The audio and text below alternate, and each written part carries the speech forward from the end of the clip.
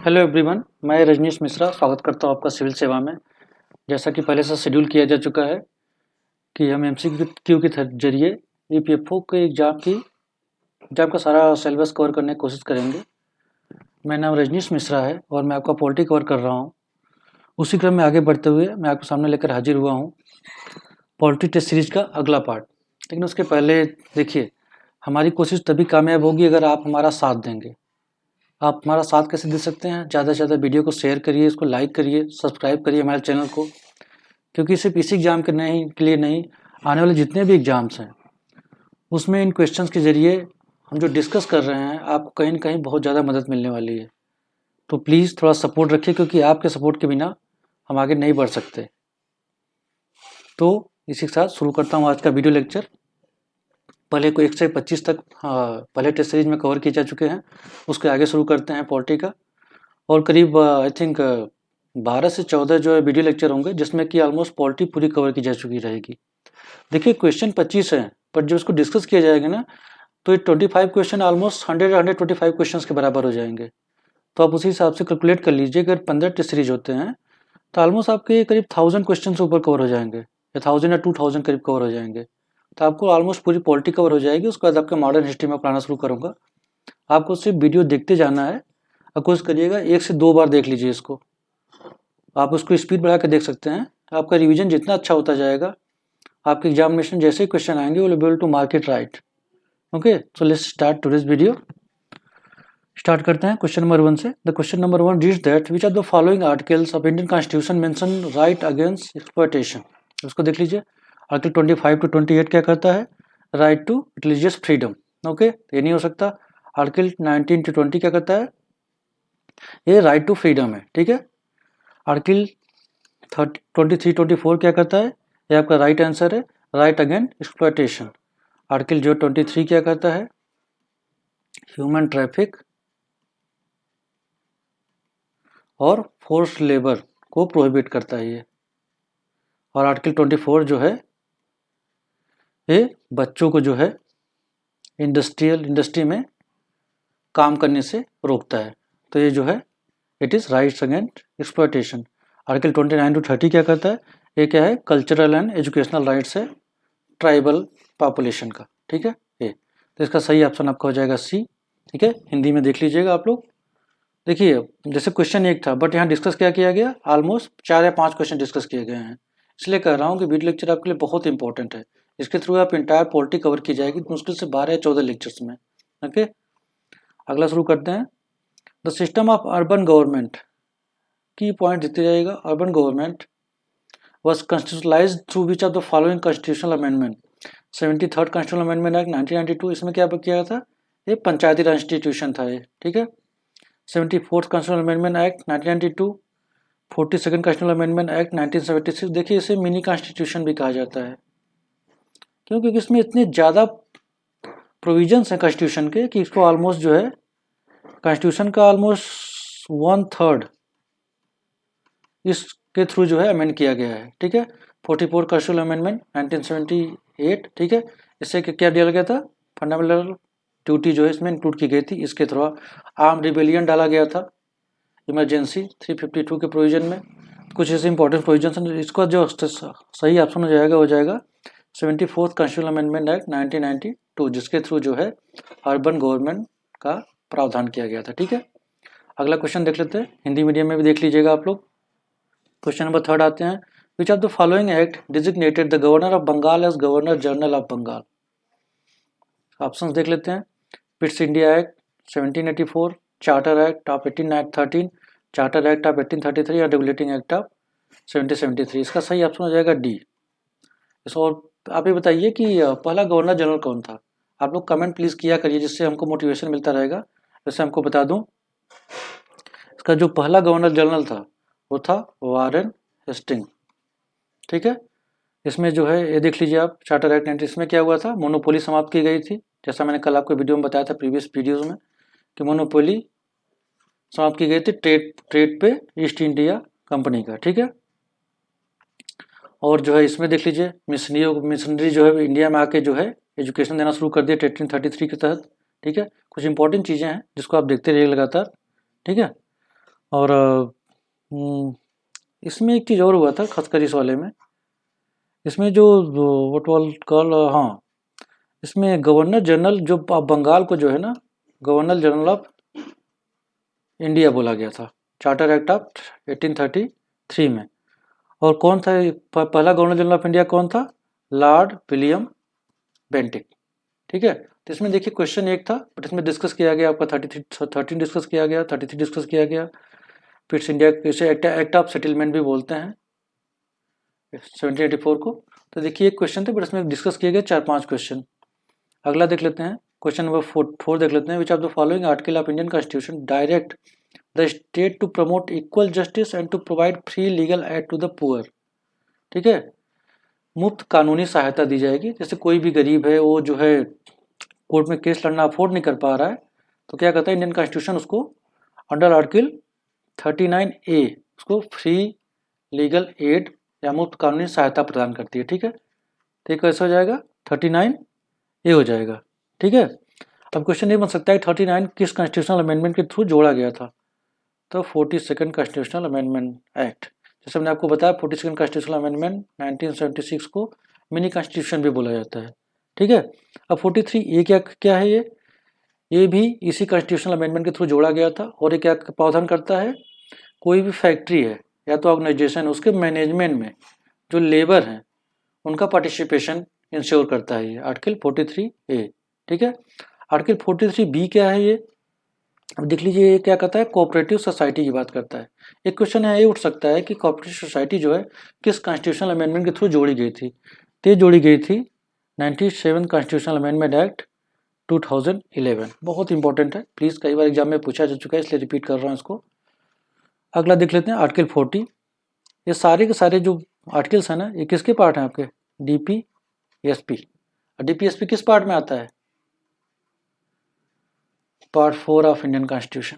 Okay, article 40 क्या कहते हैं? ये पंचायती राज की बात करता है, लोकल गवर्नेंस। ठीक है, तो 4 आर्टिकल डिस्कस किए गए, कौन से कॉन्स्टिट्यूशनल अमेंडमेंट के थ्रू जोड़ा गया था और उनकी इंपॉर्टेंस क्या है। ठीक है, अगला क्वेश्चन देख लेते हैं, क्वेश्चन नंबर 5 देख लेते हैं। Which of the following element is not, please careful, not the part of the basic structure of the constitution. ठीक है, क्वेश्चन ऐसे देख लीजिए, इसका पहले ऑप्शन देख लेते हैं। Federal structure of the constitution, judicial review, rule of law, single citizenship. इसका जो सही ऑप्शन है हो जाएगा डी। सिंगल सिटीजनशिप जो है वो basic structure of the constitution नहीं है। अब क्वेश्चन बन सकता है कि basic structure of the constitution कब डिफाइन किया गया था?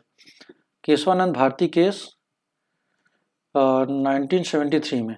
ठीक है, 13 जज की बेंच थी जिन्होंने जो है केशवानंद भारती केस में डिफाइन किया था कि what is basic structure of the constitution.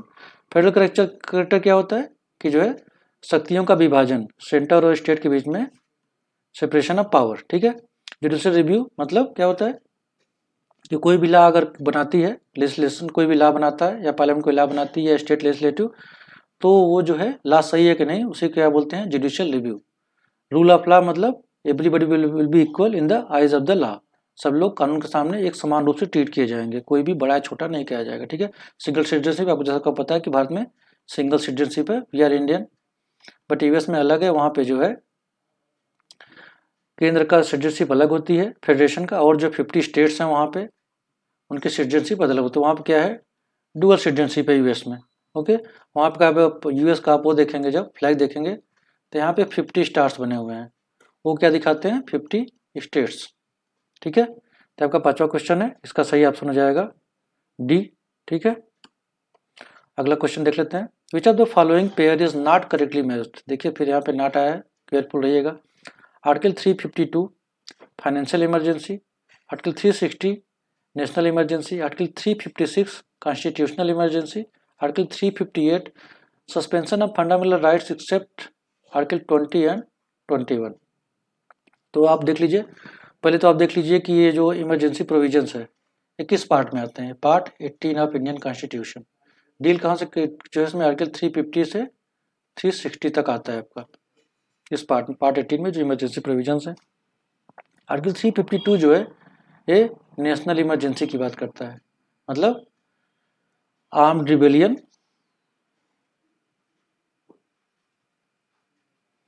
या आंतरिक अशांति के आधार पे जो है ये किया जाता है। आर्टिकल 360 जो है वो फाइनेंशियल इमरजेंसी की बात करता है। अभी तक एक फैक्ट ये भी है कि अभी तक देश में एक बार भी फाइनेंशियल इमरजेंसी नहीं लगाई गई है। आर्टिकल 356 कॉन्स्टिट्यूशनल इमरजेंसी, जिसे आप लोग प्रेसिडेंट रूल भी बोलते हैं या राष्ट्रपति शासन। ठीक है, जितने भी डिफरेंटली रूल्ड स्टेट्स हैं सेंटर से, उनमें मोस्टली देखी जाती है। इसके लिए हमेशा जो फेडरलिज्म पे सवाल उठते हैं, बिकॉज राज्य और केंद्र के संबंध इसी वजह से बिगड़ते जा रहे हैं। बिकॉज जब भी कोई प्रॉब्लम होती है, राज्य केंद्र जो है यहाँ पे प्रेसिडेंट रूल लगाता है राज्यों में।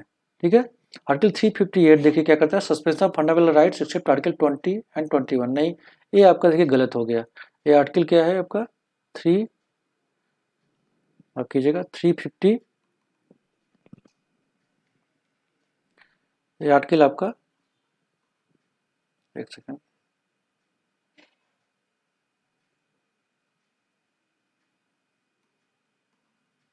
ये आर्टिकल आपका 359 है। ठीक है, ये जो आर्टिकल आपका फंडामेंटल राइट है, ये 358 क्या करता है कि इमरजेंसी के दौरान जो इमरजेंसी लगी रहेगी तो आर्टिकल 19 के जितने भी प्रोविजंस हैं उनको आप इन्फोर्स नहीं करा सकते और आर्टिकल सस्पेंड हो जाएंगे खुद ब खुद। ठीक है, ये जो है राइट टू फ्रीडम की बात करता है। ठीक है, तो कहीं भी आने जाने का अधिकार, कहीं भी बसने का अधिकार, कोई भी प्रोफेशन अपनाने का अधिकार से आर्टिकल एक बहुत इंपॉर्टेंट है। आर्टिकल 19 सब क्लास 1 जो है ये क्या करता है, right to freedom of speech and expression, press की स्वतंत्रता इसी के अंदर आती है, आर्टिकल 19(1). ठीक है, तो इसका सही ऑप्शन हो जाएगा डी।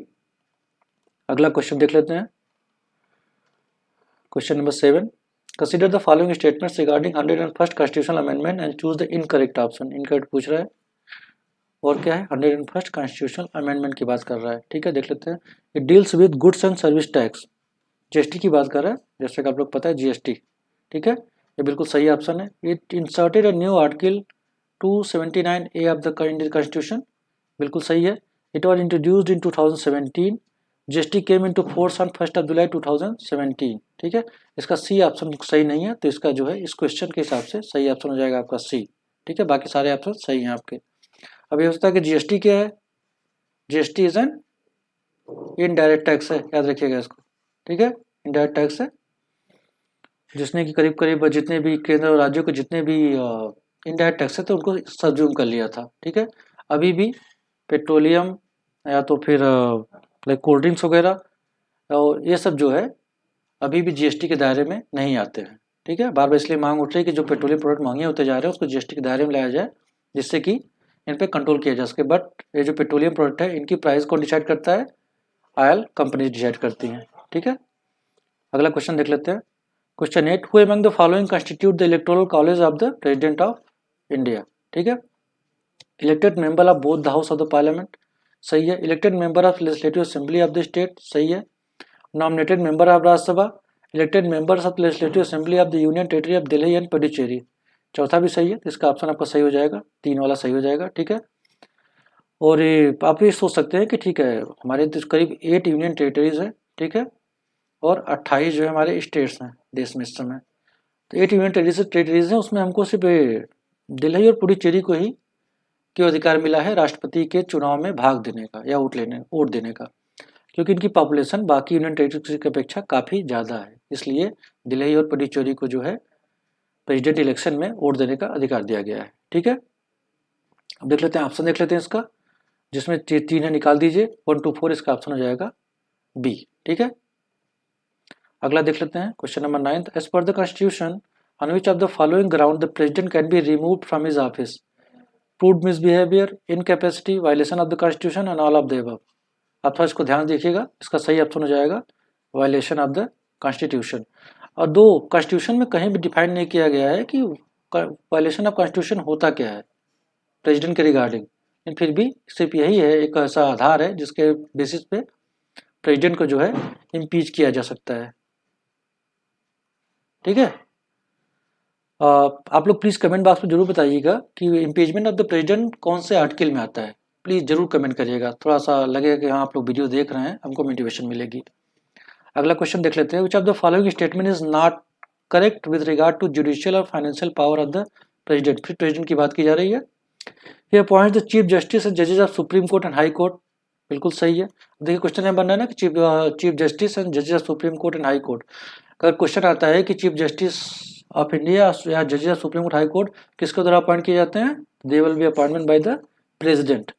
अगला देख लीजिए, money bill can be introduced in parliament only with his prior recommendation. President के प्रायर रिकमेंडेशन से ही जो है मनी बिल पेश किया जाता है। इसीलिए जो है देखिए कोई भी बिल अगर उसको जो है कोई भी बिल है उसको एक्ट बनाना हो तो पहले लोकसभा या राज्यसभा में पेश किया जाता है, पहले एक जगह से पास होता है, फिर दूसरी जगह से पास होता है, फिर प्रेसिडेंट उस पर हस्ताक्षर करता है, तब जाके वो जो है कोई भी बिल एक्ट बनता है। ठीक है, तो यहाँ पे देख लीजिए चूंकि ये प्रेसिडेंट पहले ही अपना जो है रिकमेंडेशन दे चुका होता है, इसलिए इस मनी बिल पे प्रेसिडेंट की जो है जरूरत नहीं पड़ती। और मनी बिल अगर पास नहीं हो पाया तो गवर्नमेंट को इस्तीफा देना पड़ जाता है, याद रखिएगा इसको, बहुत इंपॉर्टेंट पॉइंट है।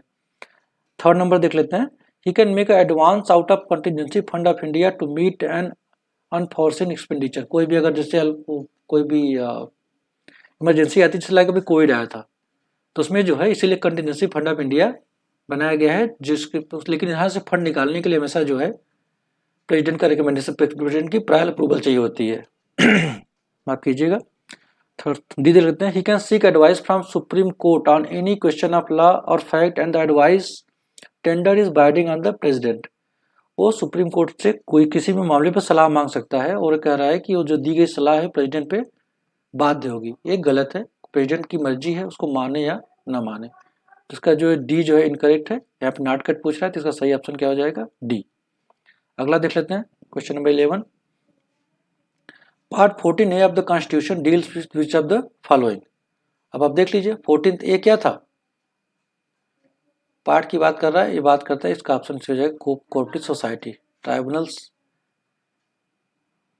इमरजेंसी प्रोविजंस, जैसा हमको बताया पार्ट जो है 18 में है, अमेंडमेंट ऑफ द कॉन्स्टिट्यूशन ये पार्ट 20 में आता है, 368।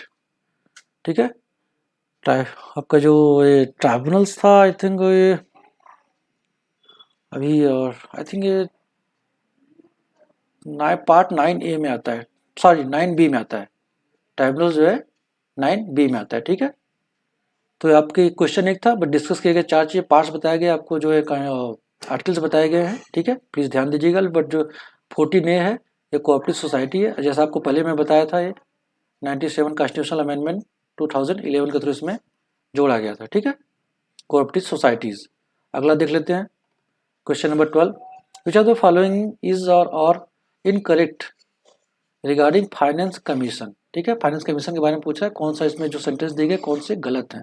ठीक है, article 324 of the constitution deals with finance commission as a quasi judicial body, अर्ध न्यायिक संस्था है ये। It is constitution by the president of India every 5th year और at such earlier time as he considered necessary. The finance commission consist of a chairman and 4 other members. The parliament determines the qualification of members of the commission. देख लीजिए ए भी सही है, obviously president द्वारा जो है appoint किया जाता है, याद रखिएगा सब सारे पॉइंट्स। इसमें क्या होता है, एक चेयरमैन होता है, 4 अदर मेंबर्स होते हैं, और क्वालिफिकेशन किसको जो है अपॉइंट किया जाए उसके लिए जो क्वालिफिकेशन चाहिए कौन डिसाइड करता है, पार्लियामेंट। क्वेश्चन पूछ सकता है कभी यहाँ पे प्रेसिडेंट भी दे सकता है, बट उसको गलत हो जाएगा, आपका सही ऑप्शन कौन होगा, पार्लियामेंट।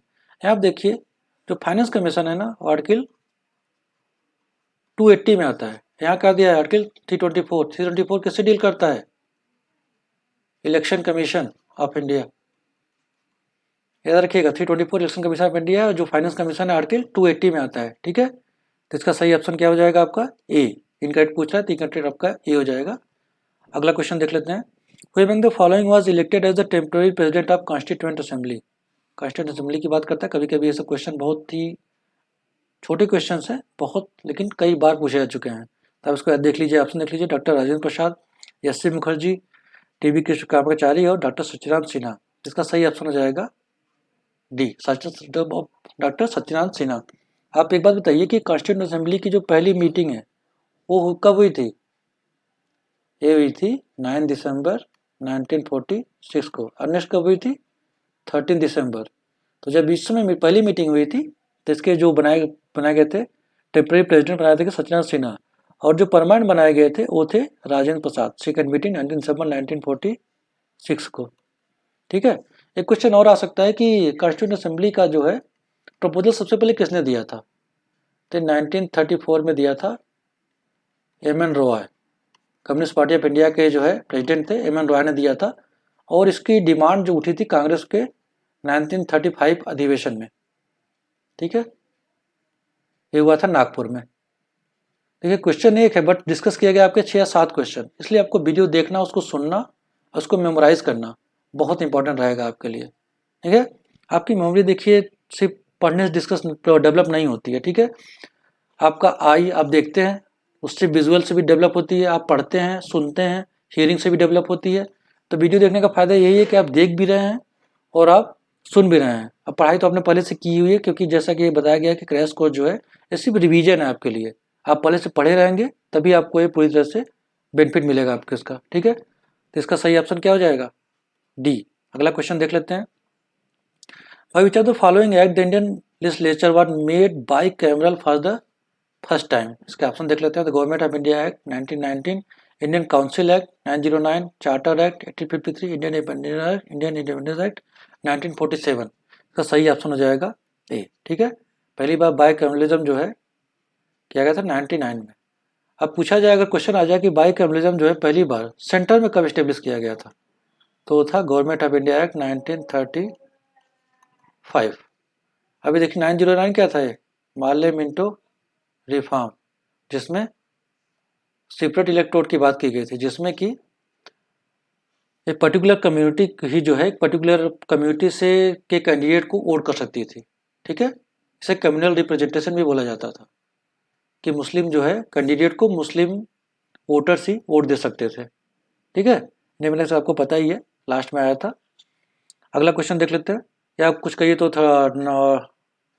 35 के कुछ प्रोविजंस थे, ठीक है, जैसे कि पब्लिक सर्विस कमीशन और स्टेट पब्लिक सर्विस कमीशन या provincial state public service commission की इस्टेब्लिशमेंट किया गया था। पहली बार बर्मा को भारत से इसी एक्ट के तहत अलग कर दिया गया था, ठीक है। पहली बार 10% पॉपुलेशन को जो है वोट देने का अधिकार दिया गया था on the basis of property tax. इसके बेसिस पे इनको यूनिवर्सल अडल्ट फ्रेंचाइजी नहीं थी, याद रखिएगा इसको। ये सिर्फ जो एक पर्टिकुलर अमाउंट का टैक्स देते थे या जिनके पास एक पर्टिकुलर प्रॉपर्टी हुआ करती थी, सिर्फ वही जो है उनको वोट देने का अधिकार दिया गया था, ठीक है। और इसी में जो है क्या है रिजर्व बैंक ऑफ इंडिया, इसको भी स्टेब्लिश करने का प्रावधान दिया गया था। तो आर्टिकल 35 से देखिए बहुत बड़ा आर्टिकल था ये। और ये कहा जाता है, कई बार कहा गया है कि जो हमारा कॉन्स्टिट्यूशन है ना, वो इसकी कॉपी है आर्टिकल 35 की, आर्टिकल 1935 की, sorry government of India act 1935 की कॉमन कॉपी है क्या, कॉन्स्टिट्यूशन ऑफ इंडिया। जबकि ऐसा है नहीं, बट कई बार ऐसा क्रिटिसाइज किया जाता है इंडियन कॉन्स्टिट्यूशन को। अगला क्वेश्चन देख लेते हैं। Question number 15, which of the following pair is not correctly match citizenship part 2 of the constitution? सही है, नॉट पूछ रहा है, ठीक है, ध्यान दीजिएगा। Directive principle of state policy part 4 of the constitution, ठीक है। Elections part 16 of the constitution, the panchayat part 9 of the constitution, ठीक है। तो इलेक्शन देखिए आपका ऑप्शन सी जो है ये आपका इस क्वेश्चन के हिसाब से सही है, मतलब नॉट आएगा, ठीक है, क्योंकि ये पार्ट 15 में आता है इलेक्शन, ठीक है। देखिए सारे पार्ट पे आपके साथ डिस्कस कर रहा हूँ लगातार, जिससे आपको पार्ट्स कभी ना भूले। और सूर्या सर ने पहले ही आपके साथ कल शेड्यूल डिस्कस किया था, आप लोग प्लीज़ वो वीडियो देख लीजिएगा, बहुत ही अच्छे तरीके से समझाया उन्होंने। अगला क्वेश्चन देख लेते हैं। Question number 16, which are the following constitutional amendment made right to property a legal right? देख लेते हैं। 4th constitutional amendment act 1955, 44th constitutional amendment act 1978, 73rd constitutional amendment act 1992 और 92nd कॉन्स्टिट्यूशनल अमेंडमेंट एक्ट 2003। सही option हो जाएगा 44th constitutional amendment 1978। इसके पहले क्या था, अंडर आर्टिकल 19F, ठीक है, इसके तहत जो है right to property was a fundamental right, but through 44th constitutional amendment 1978 it was made legal right under article 300A। याद रखिएगा ये भी आर्टिकल अंडर आर्टिकल 308 जो है now it is legal right, ठीक है। बाकी आप 93A वाला देख ही रहे हैं, इसमें इसके थ्रू जो है शेड्यूल 8 में जो है कुछ लैंग्वेज जोड़े गए थे। 73rd आपको पता ही है पंचायती राज है, ठीक है, तो देख लीजिएगा इसका, अगर कभी भी क्वेश्चन आए आपको पता है, ठीक है। 44th कॉन्स्टिट्यूशनल अमेंडमेंट के थ्रू जो है राइट टू प्रॉपर्टी जो है उसे लीगल राइट बनाया गया था। आर्टिकल कौन सा है? 300A। ठीक है, अगला देख लेते हैं।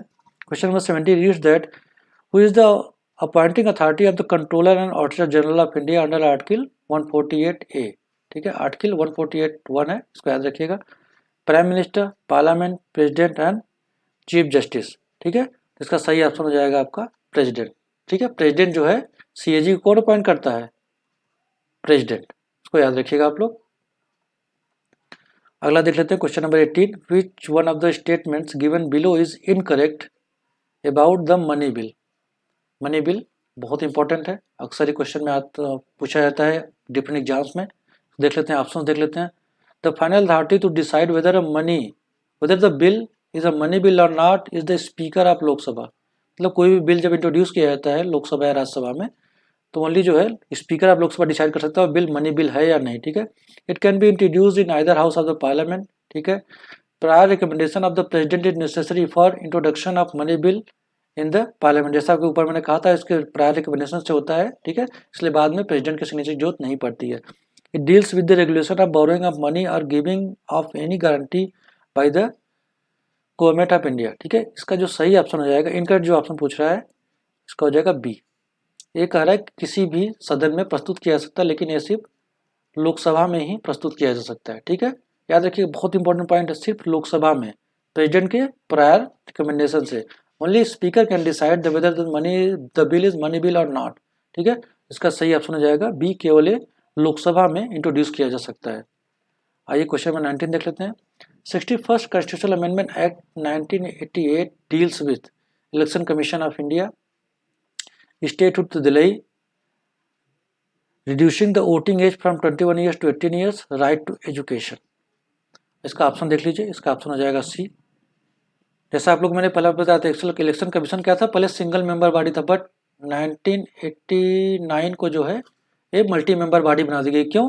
क्योंकि यहाँ पे एज रिड्यूस कर दिया गया था, 21 साल की एज थी उसको 18 घटा दिया गया, नंबर ऑफ वोटर्स काफी बढ़ गया। काम बढ़ जाने की वजह से सिंगल मेंबर बॉडी क्या मल्टी मेंबर बॉडी बनाया गया था। ठीक है, इलेक्शन कमीशन ऑफ इंडिया बताया था आपको 324 आर्टिकल में आता है। ठीक है, statehood to Delhi 69 constitutional amendment है क्या है ये, जब इसको स्टेटहुड दिया गया था।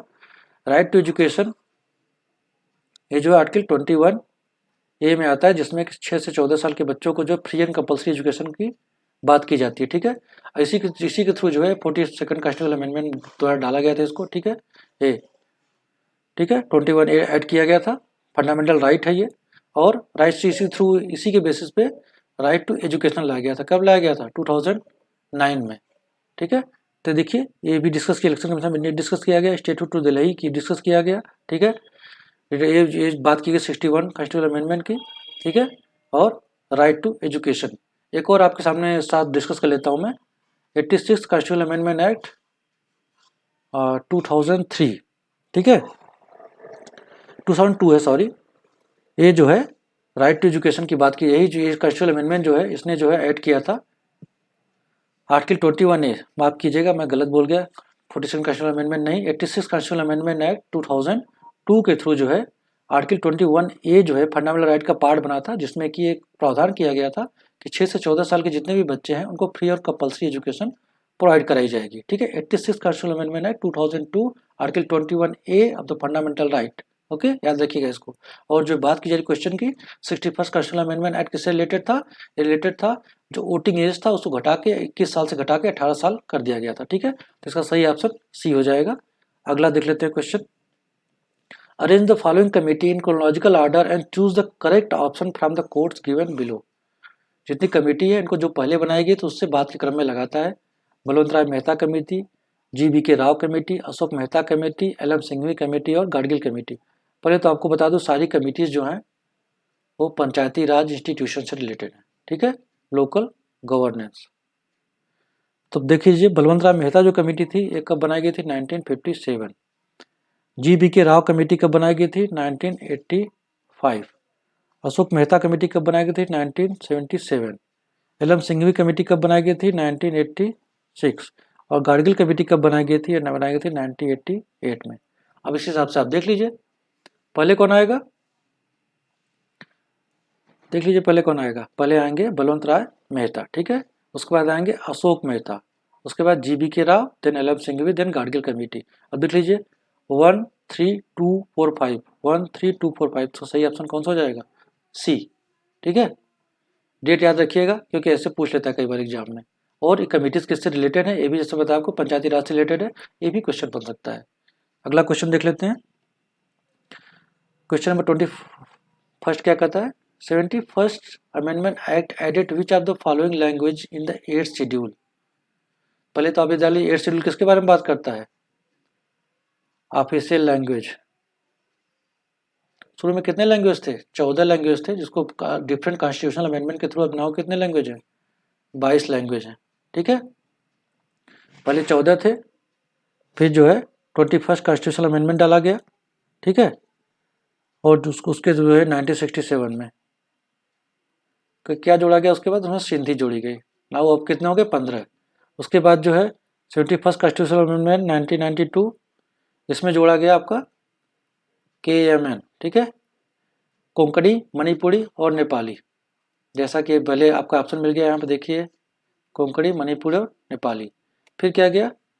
92nd कॉन्स्टिट्यूशनल अमेंडमेंट 2003, इसमें 4 लैंग्वेज जोड़े गए। ठीक है, इसको याद रख लीजिएगा, जैसे BDMS वैसे उसका शॉर्ट फॉर्म रखा जाता है। ठीक है, बोडो, डोगरी, मैथिली और संथाल।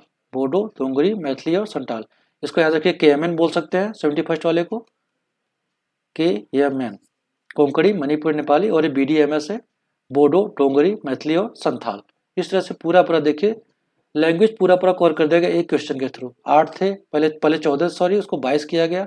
71st पहले 21st किया गया, 67 में सिंधी जोड़ी गई, 71st किया गया, KMN जोड़ा गया, 92nd किया गया, BDMS जोड़ा गया। ठीक है, जैसा सूर्या सर ने पहले ही आपके साथ शेड्यूल डिस्कस कर चुके हैं, फिर भी एक सिंपल सा ट्रिक जैसा आपको पता ही है, टीयर्स ऑफ ओल्ड PM, ये सारे 12 शेड्यूल है आपके पास। शुरू में 8 शेड्यूल से इसको 12 किया गया है। ठीक है, तो थोड़ा डिस्कस कर लेते हैं। टी क्या कर रहा है? Territory of India. ई क्या होता है? इमोलूमेंट्स या सैलरी वगैरह के। ए क्या होता है? अफर्मेशन और ओथ। आर क्या है?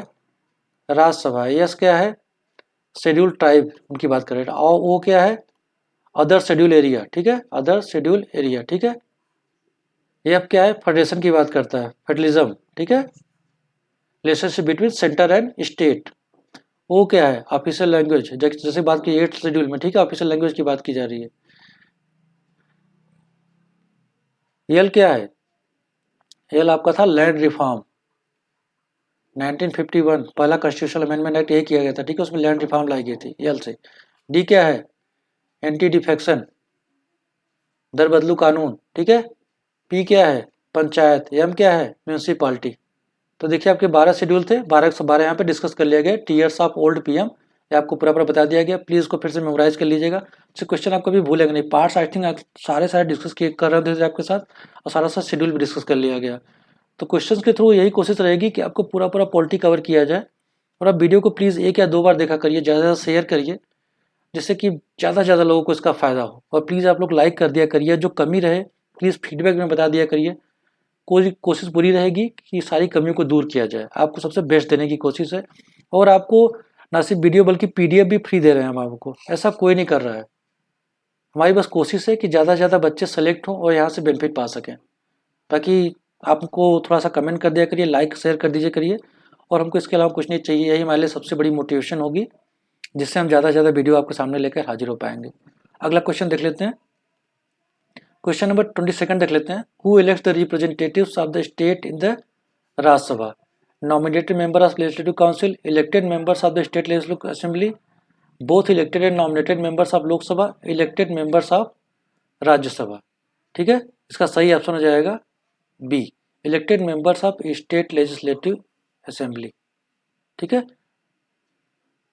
इसका सही ऑप्शन हो जाएगा बी। इसमें कुछ डिस्कस करने के लिए कुछ खास नहीं है, सीधा फैक्चुअल क्वेश्चन है। जब भी आएगा आप इसको सही मार्क करिएगा। Elected member of state legislative assembly, elected. ठीक है, क्वेश्चन नंबर 23 देख लीजिए। विच of the following statement about public account committee?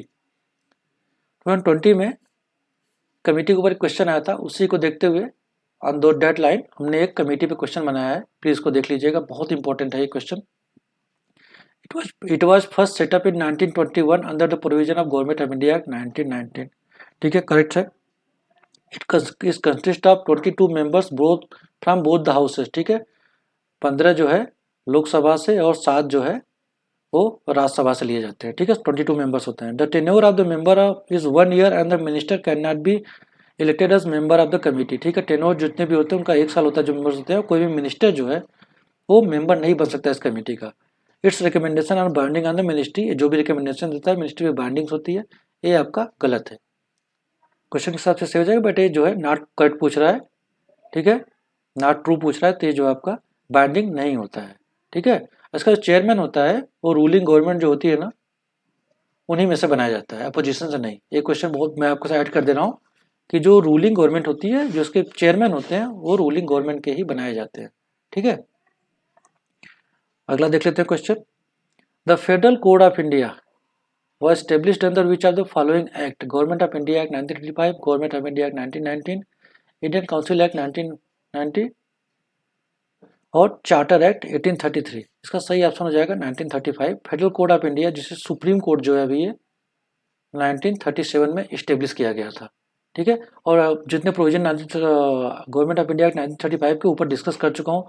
Please अगर आप मिस हो रहा है फिर ऊपर जाके फिर से वीडियो देख लीजिएगा। इससे हर साल एक आध क्वेश्चन आते ही आते हैं किसी न किसी एग्जाम में, तो प्लीज़ इसको ध्यान देख लीजिएगा। जो फेडरल कोर्ट ऑफ इंडिया जो रिसेंटली इसको हम सुप्रीम कोर्ट ऑफ इंडिया कहते हैं, ये कब इस्टेब्लिश किया गया था 1937 under government of India act 1937 में, ठीक है। अब अगला क्वेश्चन देख लेते हैं, क्वेश्चन नंबर 25 जो कि टेस्ट सीरीज 2 का आखिरी क्वेश्चन है। प्लीज़ ध्यान दीजिएगा। Which article of Indian constitution provides for a uniform civil code? काफ़ी न्यूज में रहता है बिकॉज कोई भी गवर्नमेंट होती है, बीजेपी रूल्ड गवर्नमेंट, अभी रिसेंटली उत्तराखंड हुआ, एमपी हुआ, यूपी हुआ, हर जगह क्या बात की जाती है? Uniform civil code. रिसेंटली अभी कर्नाटका इलेक्शन हो रहे थे, वहाँ भी बात की गई कि BJP comes into power they will out for uniform civil code. अगर बीजेपी पावर में आती है तो यूनिफॉर्म सिविल कोड लागू करने का प्रयास किया जाएगा इन कर्नाटका इलेक्शन। दो BJP has lost this election, but ये काफ़ी न्यूज में रहता है हमेशा बिकॉज काफ़ी कंट्रोवर्शियल टॉपिक है। अगर आपको इसके बारे में जानना है तो बहुत डिटेल मैंने इस पर वीडियो बनाया हुआ है यूनिफॉर्म सिविल कोड पे, प्लीज़ आप लोग देख लीजिएगा। सिविल सेवा के चैनल पे ये वीडियो, इसके बाद आपको कोई वीडियो देखने की जरूरत नहीं पड़ेगी। तो देख लेते हैं uniform civil code article 39, article 42, article 44, article 47, ठीक है। अब आर्टिकल 37 क्या है? ए इक्वल रिप्रेजेंटेशन की बात करता है काम में, ह्यूमन कंडीशन की बात करता है जो वर्कर्स होते हैं उनके लिए, ठीक है। आर्टिकल 42 देख लेते हैं। आर्टिकल 42 राइट आंसर नहीं है, अच्छा आर्टिकल 44 देखने की कोशिश करते हैं। आर्टिकल 44 यूनिफॉर्म सिविल कोड की बात करता है, ये बिल्कुल सही है आपका ऑप्शन, ठीक है। आर्टिकल 42 क्या करता है? ये बात करता है मॉर्टेनिटी लीव की, just and human condition for women, ठीक है। ये मैटर्निटी लीव की बात भी करता है, ये मैटर्निटी बेनिफिट जो वोमेन्स को दी जाती है ड्यूरिंग प्रेगनेंसी, ये आर्टिकल 44 की बात करता है। आर्टिकल 47 क्या करता है? ये न्यूट्रिशन की बात करता है कि जो है लोगों की जो है पोषण क्षमता को बढ़ाई जाए और उनका लिविंग स्टैंडर्ड को भी उठाया जाए। आर्टिकल 47 में बात करता है, ठीक है। न्यूट्रिशन की बात करता है, याद रखिएगा। आर्टिकल 44 जो है यूनिफॉर्म सिविल कोड की बात करता है। आर्टिकल 42 जो है मैटर्निटी बेनिफिट की बात करता है। आर्टिकल 39 जो है वो सबको इक्वल पे की बात करता है, ह्यूमन कंडीशन, अच्छे ह्यूमन कंडीशन की बात करता है, वर्किंग इन्वायरमेंट की बात करता है। तो उसका सही ऑप्शन आपका सी हो जाएगा। इसी के साथ देखिए आपका ये टेस्ट सीरीज का सेकंड पार्ट कंप्लीट होता है। तो प्लीज़ आप लोग जैसा कहा गया प्लीज़ वीडियो को ज़्यादा से ज़्यादा लाइक कीजिए, शेयर करिए और कुछ प्लीज़ कमेंट जरूर करिएगा वीडियो कैसा लग रहा है। कहीं ना कहीं बहुत बड़ी हेल्प हो जाती है हमारी, ठीक है। इसी के साथ आज का वीडियो समाप्त करता हूँ। जय हिंद।